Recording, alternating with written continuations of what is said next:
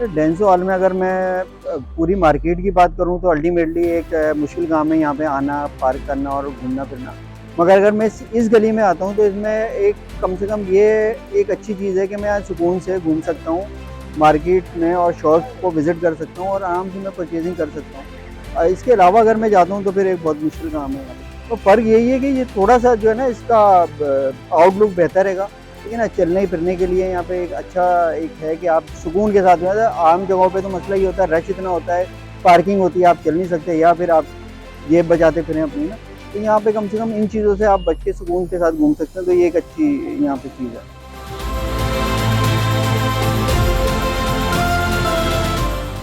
यहाँ सुकून है, पौधों में बैठे हैं, ठंड है, धूप भी नहीं है, शोर भी नहीं है, बैठने की जगह भी अच्छी है। हाँ, बाजार के साथ ऐसी जगह होनी चाहिए जहाँ इंसान रेस्ट कर सके। परचेजिंग के बाद बैठने की ज़रूरत होती है, इंसान थक जाता है, तो ऐसी जगहें होनी चाहिए हर मार्केट के साथ।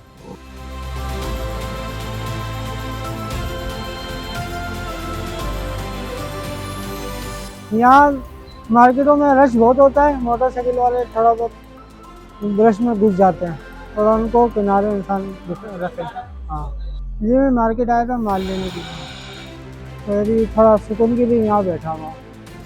यहाँ मौसम थोड़ा अच्छा हो गया, पर रात को थोड़ी ठंड होती है थोड़ी बहुत।